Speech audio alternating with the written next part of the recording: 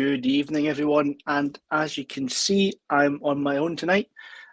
Peter's unfortunately not feeling great, so we sent him best wishes at the moment. So I'm going to keep this short. We have a fantastic guest on tonight, originally from Orkney and now living in the US.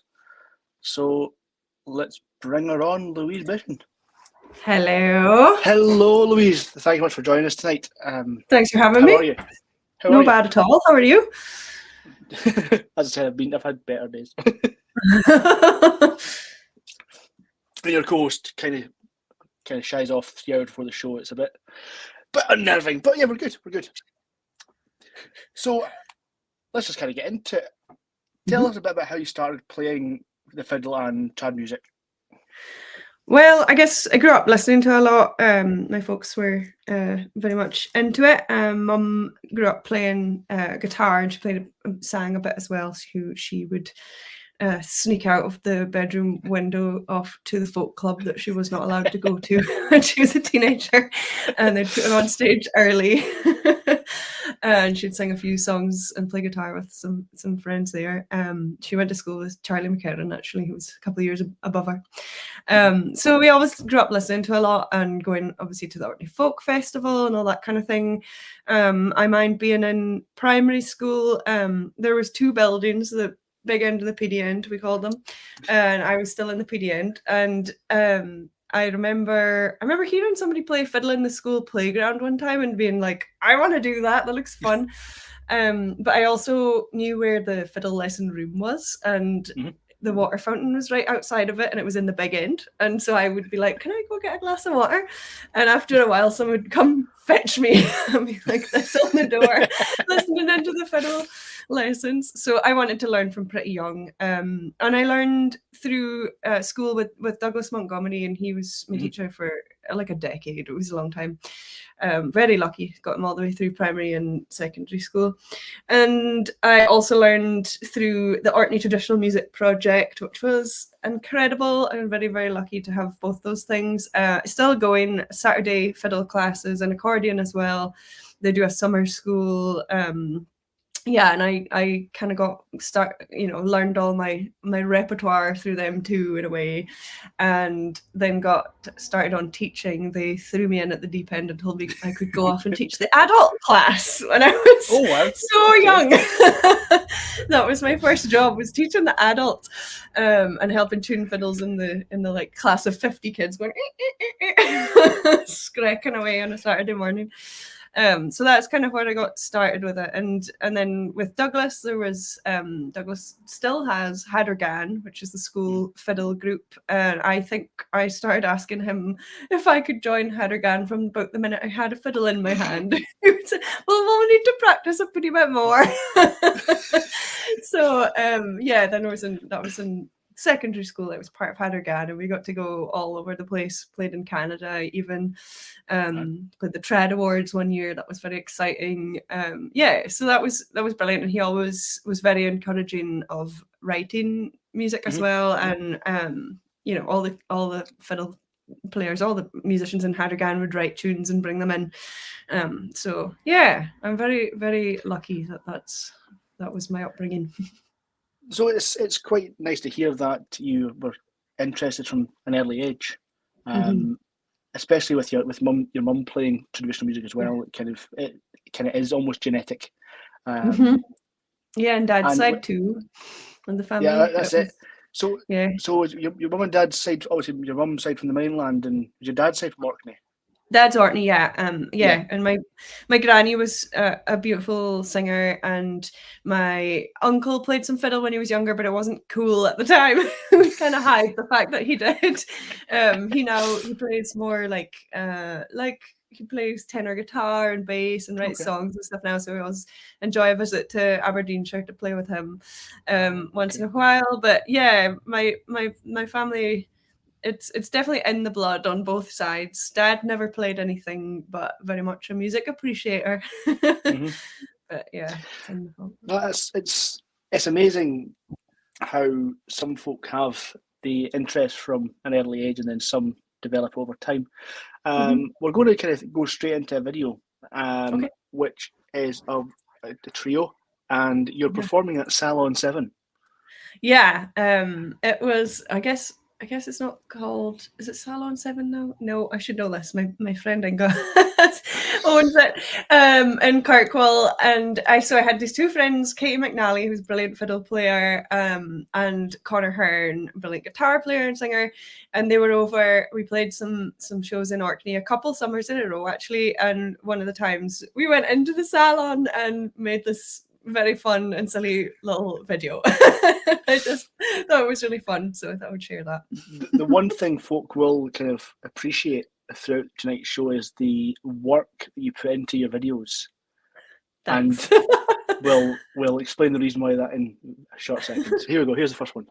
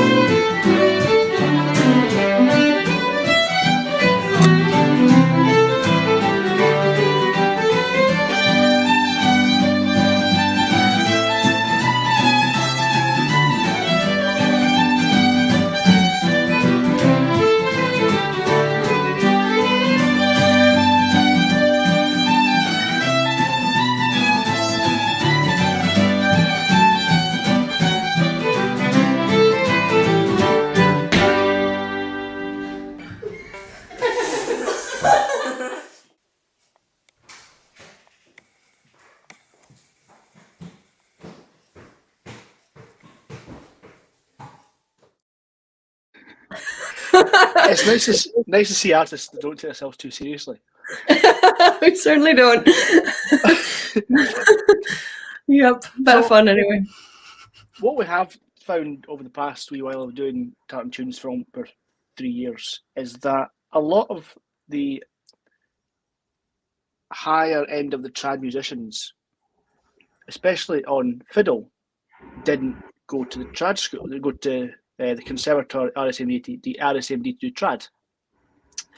Most did classical or jazz, and you went to Glasgow to do photography. I went to the art school. I mean, I went to Glasgow because of the music over like Edinburgh College of Art, for example. But yeah, I went to the art school, and it was really, at the time it was like, okay, what am I gonna do? I love music, I love photography and art. I was like, which one am I gonna like study? I was afraid, honestly, that if I studied music, I wouldn't love it anymore.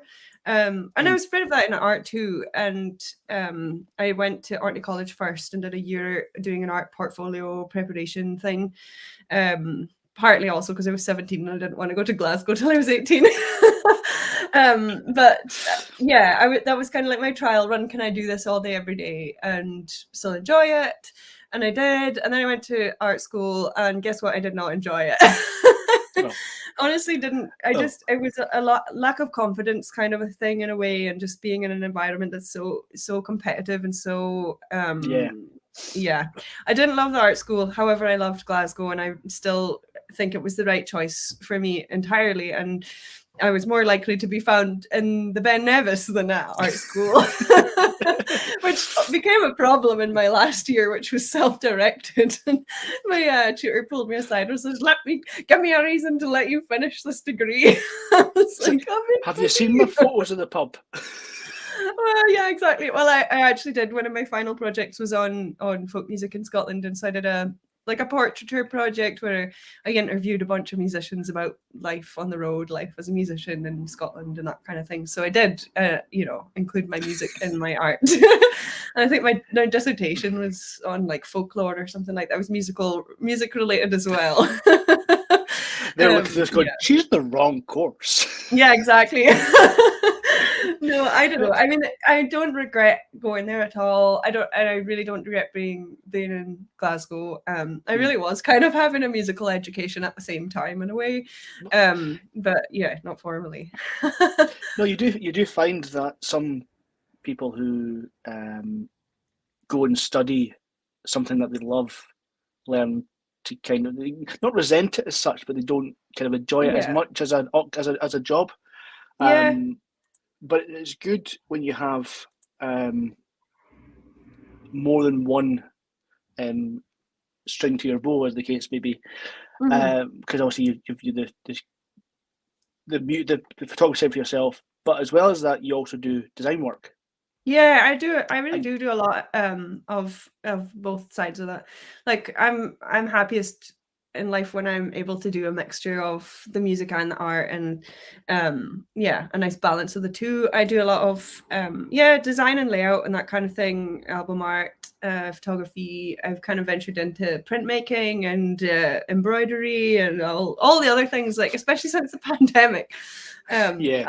This room is chock block full of art supplies and music books and instruments. But I'm happiest when I do get to do a real mix of the both things. And they play into each other as well. I kind of fell into photographing musicians. I think Rachel Hare was the first person that said, "You do photography, right? Would you take pictures of my band, my trio?" And we went into the studio, I think, at the art school, and I took pictures of Rachel, and I was terrified. I wasn't good at taking pictures of people at that point at all, and it was partly like a shyness thing. Like I was terrified of taking pictures of people. Yeah. But yeah, that was the first client was Rachel here, and it kind of just went from there. Ended up photographing so many musicians, and it's great. And I really enjoy portraiture. Is now kind of my favorite of all the photography. But yeah, I'm really lucky get to do a bit of everything. If that happens again, I'll chuck a video on. But yeah, it's nice to hear that you've kind of got over that initial shyness and fear. But I think with performing as well, the shyness goes because you have the stage presence and everything else, which you would have got if you went to the conservatoire. Of course. Now, one of the other projects you've been working on, or is currently still working on, or have worked on in the past, is FiddleCam. Yeah. Forgive me, did FiddleCam start before COVID? Yeah. Oh, it's been FiddleCam has been a thing for a while, like a long time. FiddleCam, it started out life. Me being ADHD.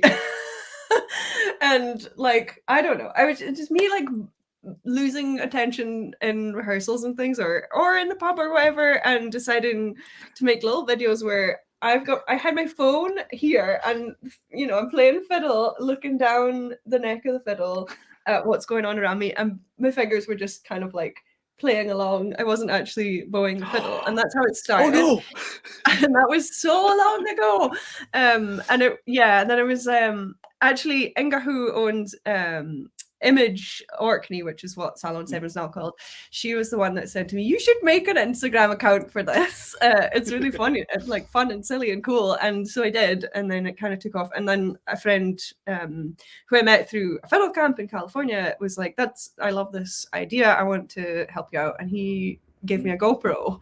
And so now I even worked with someone who does some design and 3D printing, and he helped kind of with a little setup for it. So it's mounted with a shoulder rest the opposite way on the fiddle, and GoPro pointing down the neck of the fiddle. And it kind of developed from there. But that was so long ago, like probably more than 10, like maybe 10 years, something like that, more than 10 years. And it's just videos in bonny locations and that kind of thing. It's been less, I've done less of it in the last year or so, but in 2020 when we weren't exactly playing shows. No, exactly. Ended up trying to move to Portland from Boston and ended up not being able to find anywhere to live in Portland. Bought an old Volvo and did this incredible road trip across the country and back, camping in like national forest and that kind of thing, and hiking in all these beautiful, beautiful national parks and forests and that kind of thing. And so Fiddle was with us then, and GoPro and everything, and I took so many videos in just incredible places. And I actually haven't really shared any of them yet, but I'm going to be doing more of that next year. So, Right. Yeah, it's just a silly little. This one we've got is called Inverness. Inverness, yeah. It's an Orkney tune and a place in Orkney. So we're going to play the full 3 minutes of this because at the end, obviously, you then stop playing and you kind of show a panoramic view. I like to give a moment of the landscape on its own. So here we go. Enjoy. Yeah.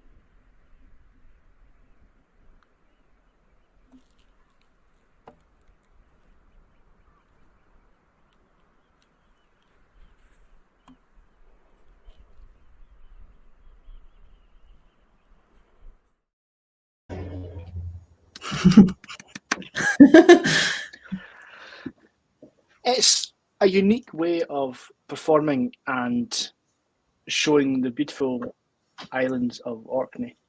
Yeah, it's fun, and that was I shot that one in think it was actually March.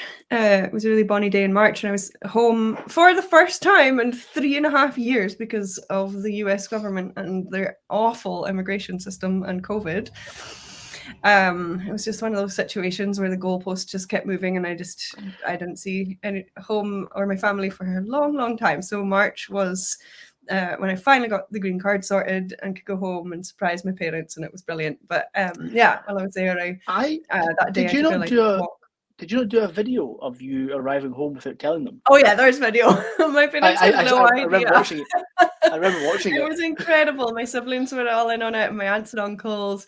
And my parents had no idea. One of my aunts was awful concerned. Auntie Marty was like, when your cousin came home from New Zealand and surprised me, I almost had a heart attack. And I think Dad definitely looked like he'd seen a ghost. He actually said he thought he had. He just didn't believe his eyes and walked straight past me at first. And yeah, both of them were, and I was like shaking. It was just like such an emotional moment. But yeah, it was very special. Got to come home, celebrate them because Dad turned 70 and Mum turned 60 within a year of each other. So we had a 130th birthday party surprise for them. Me being part of that surprise. Exactly. It was great. And I really, really appreciated just finally getting to be at home. And when the weather was nice, I was just outside and enjoying that. And that just shot, there's this really awesome walk that you can do out the back of Stromness, which looks over towards Hoy, the islands in the background there. That's Hoy, which is the biggest of the non-mainland in Orkney. And that's just one of my absolute favourite views in Orkney, out the back of Stromness there, the smaller of the two towns. Along kind of the cliff edge, you can do this brilliant walk. And yeah, it was just such a bonny day. I was just kind of sat in the grass playing my fiddle for a lot of it, just practicing and just soaking up the landscape. I watched as these clouds like rolled in, and it looked like I was going to get soaked, and it just rolled past over Hoy, and it was really, really incredible to see that all happen. And I think that's one of the things I really do miss the most about home when I'm in the States, especially on the east coast of the States. It's, so forested, whereas you're in Orkney and there's not a tree in sight, and it's just these huge, big, wide open views, just like 360 views, and ever-changing weather and light. It's just such a special place, and I was so grateful to be home at last. And so it was a magic afternoon with my fiddle and taking little fiddle cam videos. It's quite funny because I've said to Peter before about, obviously, Shetland's very similar. There's no trees. Yeah. And I said to him once, do you know where all the trees are in Shetland? He went, no, it's Norway. I mean, Orkney, Hoy is the most southerly of the Isles in Orkney, and Hoy has the most northerly natural forest in the entirety of the UK, and it's just this tiny little patch of trees. They're tiny. They're new. Yeah. Not many. So we come back. So you're at the School of Art. You've graduated. Mm-hmm. And then what happened?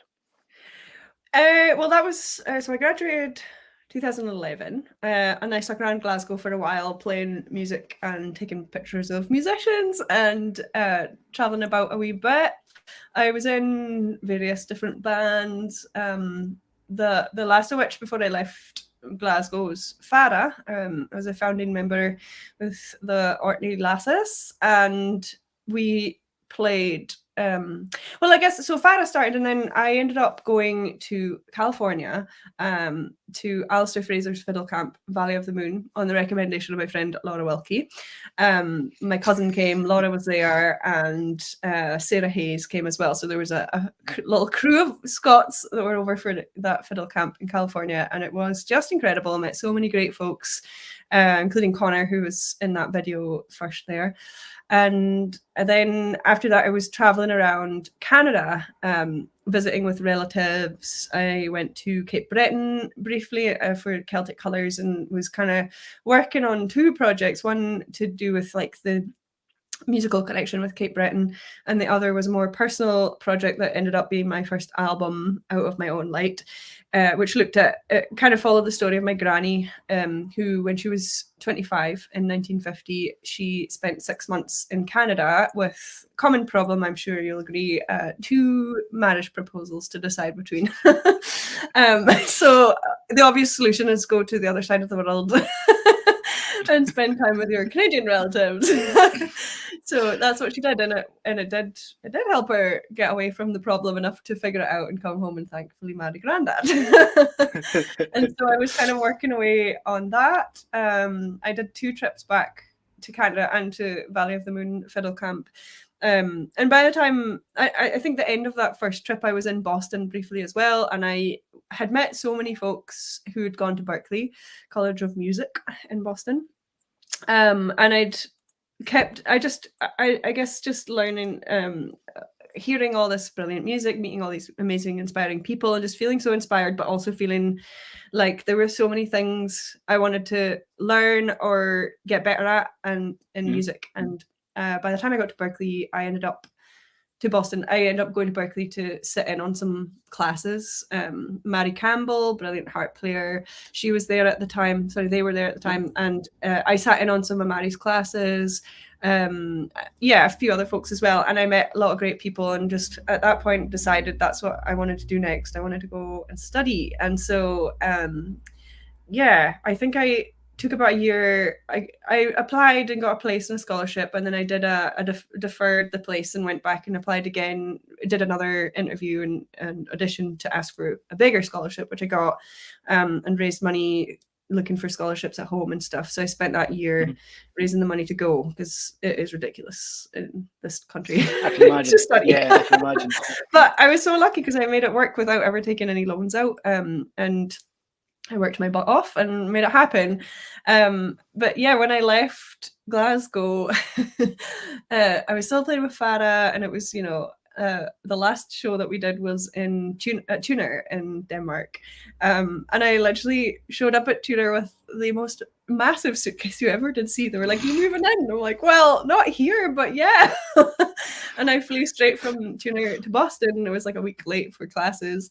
And yeah, showed up to Boston hungover and in a dwam and totally like, what's happening? So are you trying to tell us that you're still a member of Farah? They just keep forgetting you're there. Yeah, they just forgot. They forgot I'm there. No. Yeah, so Tuner was like my last show with Farah. But it was funny, and I remember, saying bye. And at the time, my plan was to do 1 year at Berklee. They were all like, "Bye, see you never." And I was like, no, see you in a year. I'll be back. They were right. They know you so well. Yeah, I didn't think, I wasn't sure I'd want to stay for longer than a year. And I was really not sure I was going to be able to make it work financially, but it somehow all just kind of fell into place and worked. And you know how Facebook shows you little memories once in a while. One popped up yesterday, and it was from 2015 when I was a couple months in, and I had posted something like, it was just like, I was just so happy. I was like something like, I'm just having the best time and learning so much. I love this. And, I don't remember the exact words, but it was like, oh yeah, that's cool. I definitely made a good decision to go and study at Berklee and stuck it out. And I really, it was night and day compared to my art school experience. I really did have such a good experience. Obviously, with anything you study, there's downsides and there's stuff that's kind of like a slog, but and I worked really hard, but I really enjoyed it, and I would do it again, honestly. Like I would go and do it again if given the opportunity. I really got so much out of it. So officially, what was the title of the course you were on? Well, I did a diploma, which I guess is like the equivalent of a degree without the honors, as far as I'm aware. It's it's slightly different in the way that it works, but it was with like American universities, you have like a major and you can do a minor as well. And so my major, I was a performance major, so I chose to Okay. study performance. And then my minor was American roots. There's this, I mean, the reason I wanted to go is partly or mostly because of the American Roots program at Berkeley, which Matt Glazer is the head of. He's a fantastic fiddle player and musician and musical mind, just a genius. And he runs the American Roots program, and so I got to learn from like Daryl Anger. I got to learn from Bruce Molsky. I learned some like a lot of old time with Bruce, and I was really curious about that before I went and wanted to learn old time. And he even taught me some clawhammer banjo, which was really fun. And Joe Walsh, brilliant mandolin player. I did a lot of working on improvising and sort of bluegrass and newgrass and I don't know, that kind of side of things, like learning on how to improvise. I worked on some jazz and improvising with Mimi Rabson, who's just brilliant and so wonderful. I did a little bit of classical with this wonderful woman, Sandy, whose last name I cannot remember. But yeah, just so many brilliant people, and the American Roots program was a huge draw. And then the other thing was World Strings, Berkeley World Strings, run by Eugene Friesen, who's just incredible musician as well, incredible cello player and writer and arranger, and incredible group leader. And that was like a small string orchestra where we explored music from all around the world, which was so much fun. So much fun. Before we get to that video, yeah, when we were speaking to Ron Block on the show, I asked the question regarding Scots-Irish trad music being the basis of a lot of bluegrass and Americana. While you were there, were there any tunes that you kind of thought, hold on, I've been playing this in Orkney for all my life and it's called something completely different? Exactly, like, and that was something that really fascinates me, and I'd love to dig in further on, really. Like Bruce would be like, all right, we're going to learn this tune today, and it's called Roscoe's Waltz, and I'd be like, Bruce, you're playing it wrong, and that is the Mucking of Geordie's Byre. And it's a waltz, Roscoe's Waltz, but it's the Mucking of Geordie's Byre, played slow and a little bit crooked, and it's crazy to me. And then there's another one that I love is Rothiemurchus Rant, which there's also an Irish version of, and in the States it's called Graf Spee, and it's no longer a Strath Spey. Graf Spee? Like, is that not like Chinese whispers or whatever? Like, I don't think that's the PC term anymore. I'm sorry, but you know what I mean? Like, it's like music that's gone over and been taught by ear on and down the line until it's now a real, but it's really crooked. When you play the A part like 4 times with this extra beat in the middle, then you play the B, then the C, then the D, then you play the C again, and then you play half a D, and then you go back to A. So, but it is Rothiemurchus Rant. It's the same. And that stuff is so fascinating to me. I'd really love to learn more. I found one in an Appalachian collection, and it was Bonaparte's crossing the Rhine. Yeah, and it's the Battle of Waterloo. Yeah. You're like, someone's wrote this down wrong. I know, isn't it interesting? And like, even that tune, I think, has different versions and different names. Like, so many of these tunes have like probably gone off into different parts and become different things in different places too, which is, it's so interesting to me. It really is. It's fascinating. All before copyright. Oh yeah. So we're going to hear a track from the Berkeley World Strings featuring Louise Bichan, and it's called Ian. Yeah, so this, actually, I was mentioning my granny going over to Canada, so this was part of that project. I wrote Ian for the other guy, and then every time we were rehearsing this in World Strings, everyone would be like, "Oh, Ian, poor Ian." The one who wasn't picked. We don't know whatever happened to Ian. But yeah, so I wrote this for that album, Out of My Own Light. And then I worked with one of my fellow students at Berkeley who is Canadian and is now living in LA and film scoring all sorts of films. You probably heard his music. He's doing amazing stuff. Ben Canor. So Ben and I kind of worked together on an arrangement of Ian for Wild Strings and me, and it was so much fun to get to play this. And I was really grateful for that opportunity. Now, before we listen to it, I listened to it a few times today. Confirm with me, what is the idiom it's originally written in? What is the idiom? It's say it again. Yeah. So what was the tune's idiom if you're playing it in traditional music? What would be classed as? Oh, is that like jig reel or whatever? Yeah. Hard one. Yeah. I don't know. It's funny. Yeah, it's kind of like sort of a jig, sort of a fast waltzy kind of thing. I honestly, that's what I thought. Just came out of my head. Let's have a listen to this.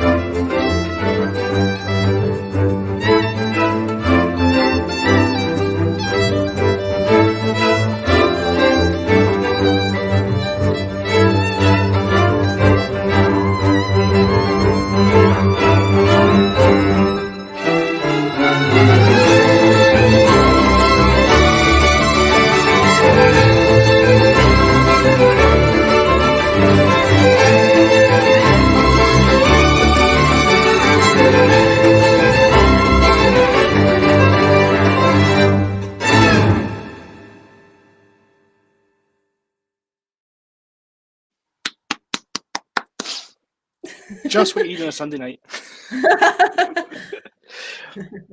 Yeah, very much a film, cinematic style scoring to it, but also probably wouldn't be out of place at the Great Orchestra playing it.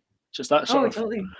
that sort of mixture. It's really, really nice, and everyone some, seems to be enjoying it. Yeah, it was really fun to play, and it was fun with that group and that group of instruments as well, because it's not just your typical string orchestra kind of thing. A bunch of other fun instruments, like my friend Mauricio who plays Venezuelan cuatro. Mauricio actually came to a concert I did of my music and telling the story of my granny recently, and there was a lot of I don't know. I think we did a poll in the house in the room about who was Team Ian or Team Sydney, my granddad. He was like staunchly on Team Ian. I wouldn't exist if it was Ian that won. That's very, very true. Very, very true. So Berkeley, you graduated. So what year did you graduate? That would be 2019, I think 2019. Yeah, I think it was 2019. I graduated from there. Is that right? 16, 17, 18, 19. Yeah. Yeah. I did the full 4 years. But, what happened next? Well, so when you study as a foreign student, you can't play gigs unless they're through the university while you're a student. You can't work unless it's for the university. So then when you graduate, you get given a year to work in the field you studied in, kind of thing. And so I was on that visa, kind of going and playing some gigs finally. Formed a band, Corner House, which was kind of came out of living together in this big music house that's still a big music house and has been for about 15 years in Boston on the corner of the street, which that's where the name came from. And it's like, it's a big house with 2 sides, 6 bedrooms either side, just full of music students and musicians. And that's kind of what it came out of, like playing in the kitchen together all the time and that kind of thing. So Corner House formed from that and did some touring and traveling around. I had them in Scotland in like while I was still a student, because obviously I couldn't play gigs there. So I was like, well, you should come here. So in the summer, I think 2017 or 18, they came to Scotland. And then of course COVID came along and put a massive spanner in the works. And that point was when I decided to move to Maine, but didn't quite manage to find anywhere in Portland because everybody else had the same idea. And that's when we did this incredible big road trip, and then eventually landed back in Maine, living in a friend's house, which is where I still am.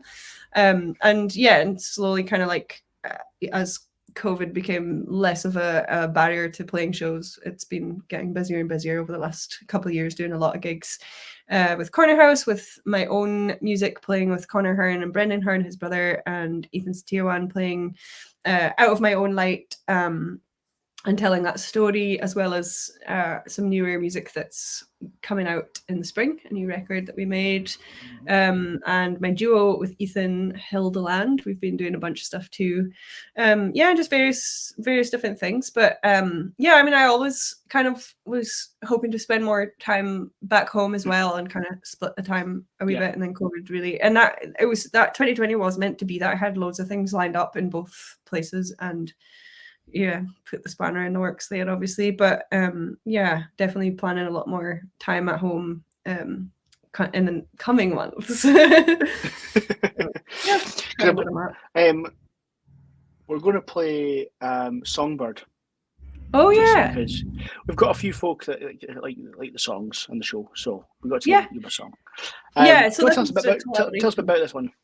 Yeah, this was a 2020 collaboration with Nicky Murray, who is a great friend. Who I think I first met Nicky because he was kind of running So Far Sounds in Inverness, and we did a show up there. And I'd met him before that as well. He'd come to a show that Connor and I had played some duo gigs in Scotland one summer.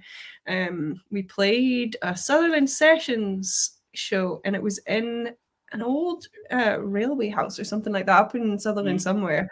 And that was where I first met Nicky. Yeah, and in 2020 we thought it'd be fun to do a little over the seas collaboration, and this is a song written by Nikki's friend that we kind of worked on an arrangement together and had a lot of fun doing. It's called Songbird. Here we go.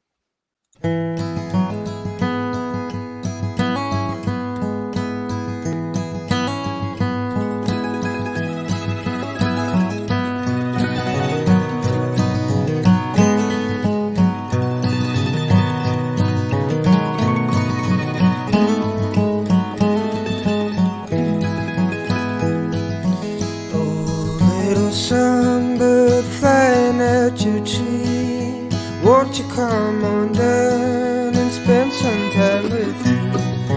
Pick you up each time you fall, each time that you're down. Put you back up in your tree and it'll all come down.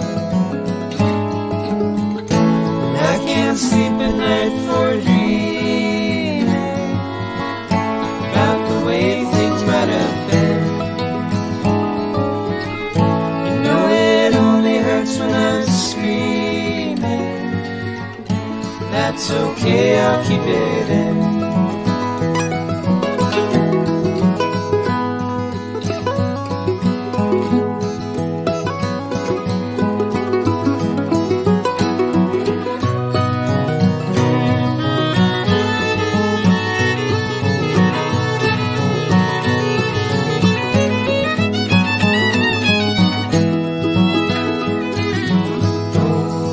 Songbird, hear you sing so sweet, in perfect melody, still knocks me off my feet. When we sing in harmony, the coldest heart might melt. Those perfect pure emotions that anybody's felt. And I can't sleep at night for dreaming about the way things might have been. It only hurts when I'm screaming, and that's okay, I'll keep it in. That's okay, I'll keep it in. That's okay, I'll keep it in.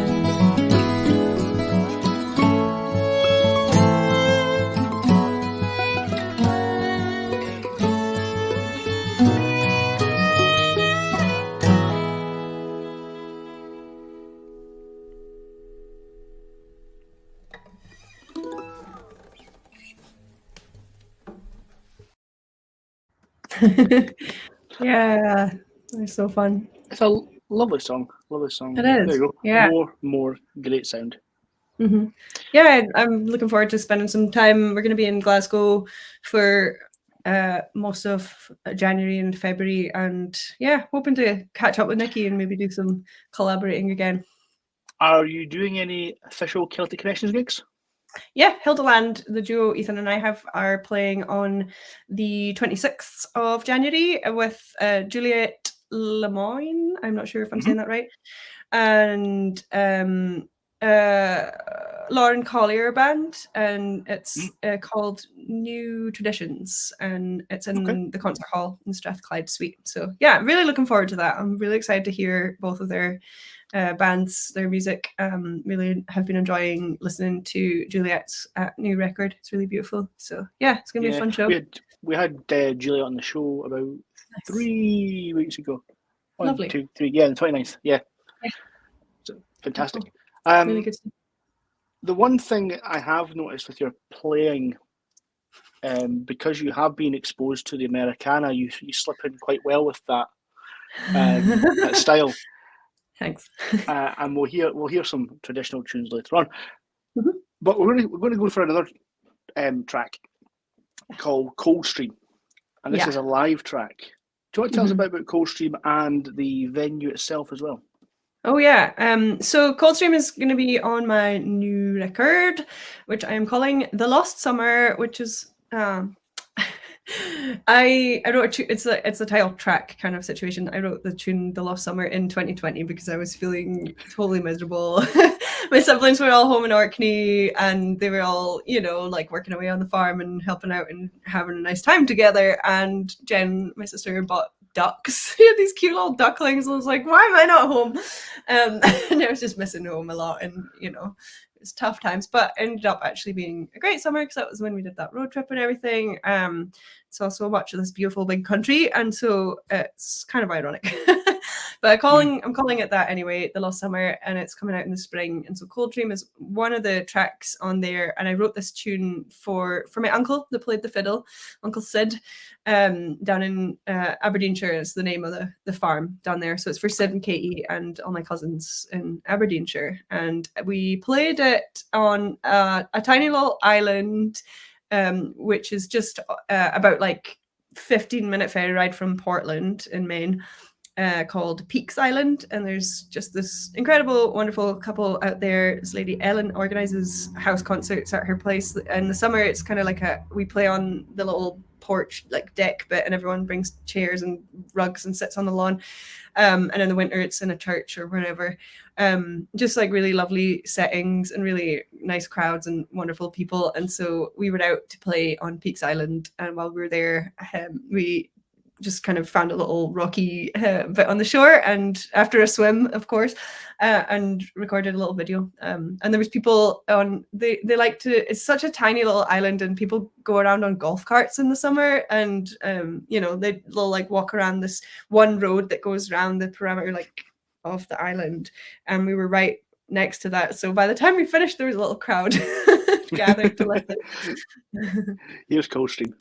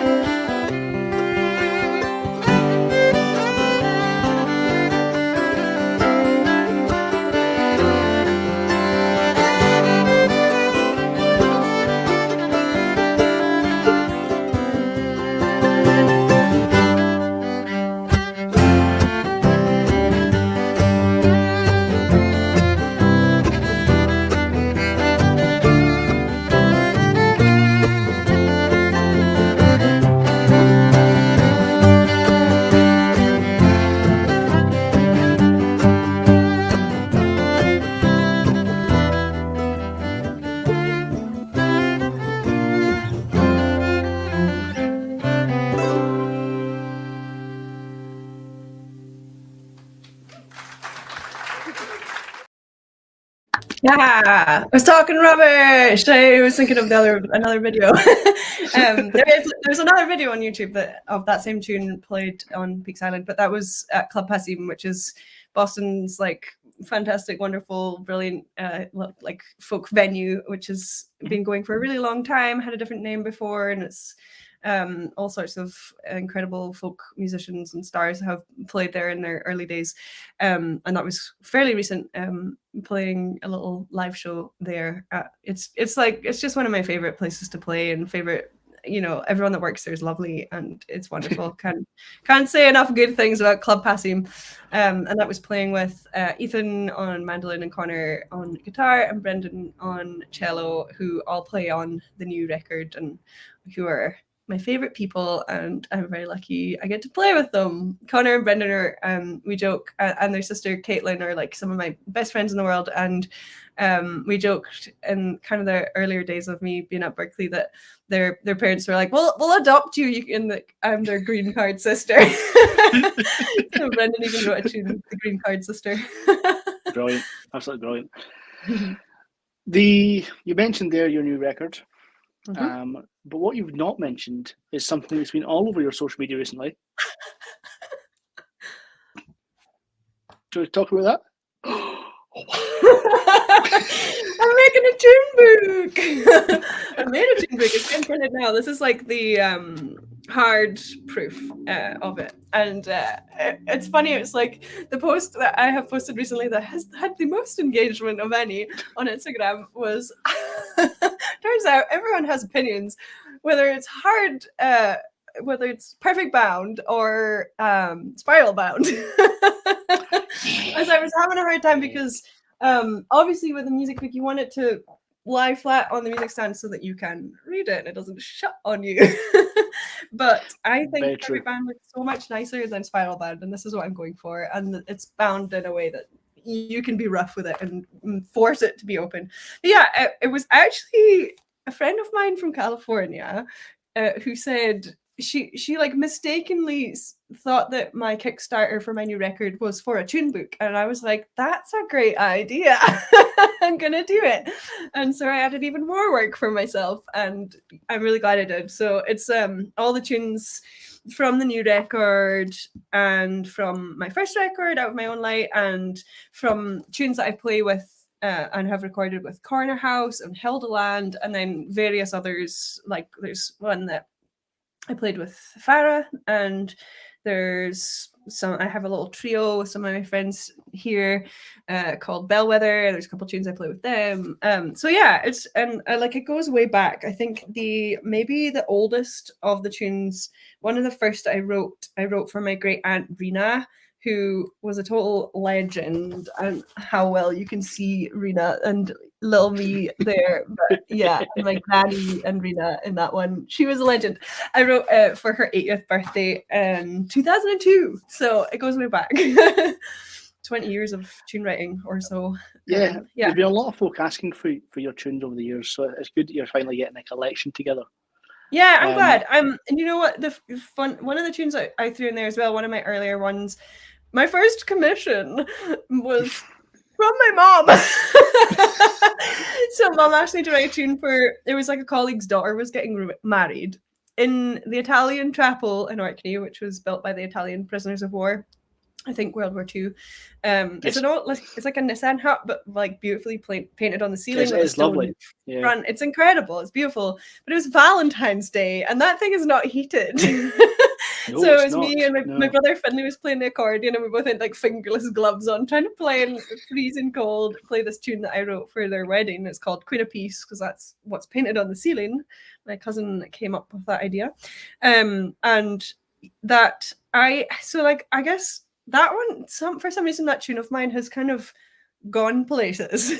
A couple of summers ago, I was in northern Vermont in what they call the Northeast Kingdom, and I was up there. I walked into this church where we were going to play a concert with Corner House and Pete Sutherland, who's sadly not with us anymore. Incredible fiddle player, musician, really cool person.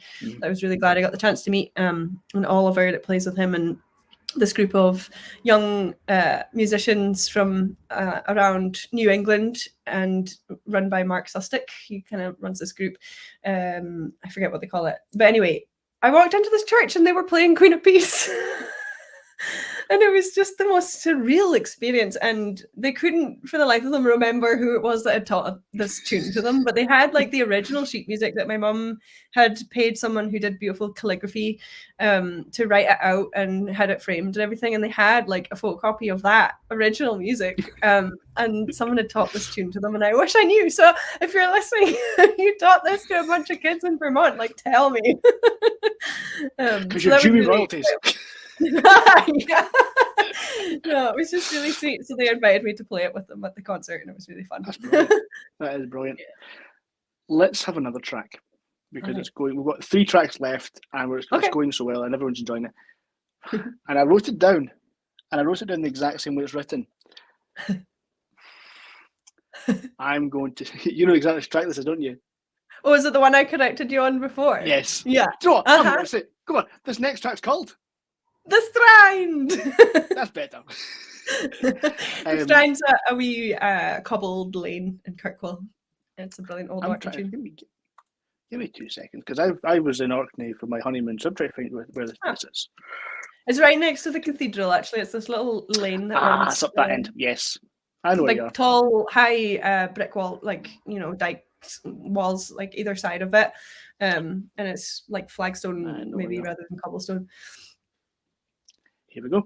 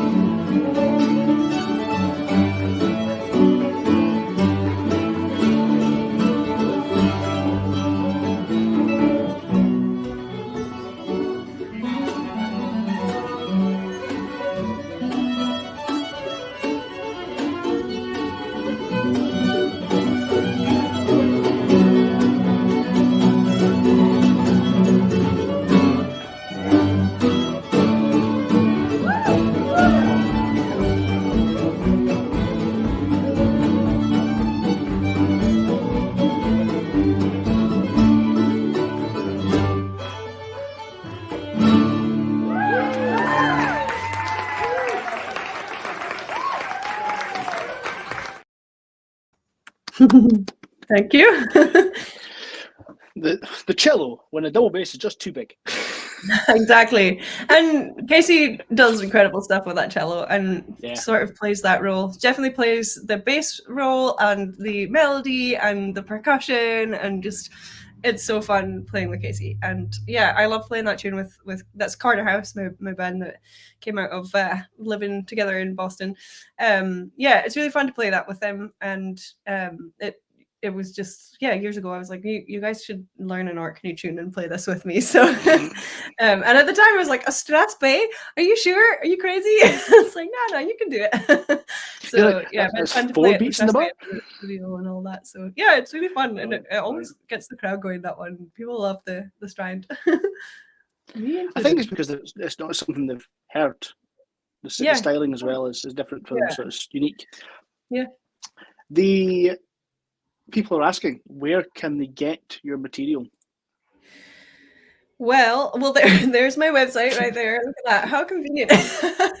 Yeah, I mean, so Out of My Own Light is still around, that, and it's all the streaming and stuff. So there's that record. I just ran a Kickstarter for the new record. So if you missed that, I'm sorry, you'll have to wait. But that's coming out. Date to be determined, but sometime April or May. The Lost Summer, and we just brought a record out with Hildeland, our duo. I'm really proud of that. It's called Soul Scary. The kind of like title track is The Selkie of Soul Scary, which is a great old folk tale and song. And so that's out on, you can get it on like Bandcamp or whatever, and on all the streaming and all of that stuff, all those usual places. And Corner House has a bunch of albums as well, also Bandcamp and Corner House band.com or music, I forget which. And all the streaming. But yeah, there's a whole bunch of stuff out there. I've been busy over the last few years making albums. Not much else to do, is there? But no, it's fantastic. And I'm looking forward to seeing the book. And it's I'm excited. I'm excited to get the final thing in hand. Yeah, it's been ordered. The CD's also been ordered. I'm very excited. Gonna get to send all those out and take some back to Scotland with me for all the Kickstarter people who helped me get it finished up, which I'm very grateful for. A geeky question that I have is, did you have to make it American size paper, or did you use A4? Yeah, no, it's American sized, I'm afraid. I printed it over here. Maybe at some point I'll do a run in the UK and print it A4. In normal paper. No, this is letter. Paper. This is letter size. Yes, which is a little bit short and stout compared to your A4, which is tall. Yeah. Oh dear, yeah. That's Americans. No, exactly. We're gonna finish off with this last track, and what we're going to do is, because Peter's not here as well, we're going to finish off this with this track and then end the show. So it's quite handy. I'll do a bit of advertising for next week's show before we go. Next week we have George Spence, the fiddle player, who was a young trad semi-finalist. So don't miss that. But we're having a set of Scottish reels. Tell us what they are, and give me anything hint. else you want to say. This is Sleep Sound, and I think the second one, Sleep Sound in the Morning. Oh, Sleep Sound in the Morning, yeah, the Shetland tune. And the first one is it who am I playing this with? I've forgotten what I sent you. Hildeland. Okay, yeah. So Sleep Sound in the Morning. The first one would be The Sound of Sleet, I believe. That's what which it is. is, Yes, it is The actually, Sound of Sleet is the bit of water between Skye and the mainland. Am I right? I believe I think so. It is. Louise, it's been fantastic having you on tonight, and thanks for having me. bearing with me. Usually Peter does all the chatty stuff. For those that are interested, you can go to your website and see all your stuff, and hopefully spend some money with you, and keep an eye on your social media for your new album and book. Mm-hmm. So, ladies and gentlemen, set of Scottish Reels by Hildeland. Thanks for having me. Where was this gig? I think Dance it's hall. in the dance hall in Kittery in Maine, which is also a fantastic little old venue that's been going for a while and lovely people that run it. So yeah, it was quite recent. Well, there you go. Scottish Reels in Maine. Have a nice night. Thanks for having me. Yeah, we'll play this tune, The Sound of Sleep, and then we'll play a tune from Shetland, which is equally as beautiful and even further to get to, way up there. And I swear there are not nearly so many murders as you see on the show Shetland. None really. So it's safe. You can go and visit Shetland as well. It's called Sleep Soon in the Morning.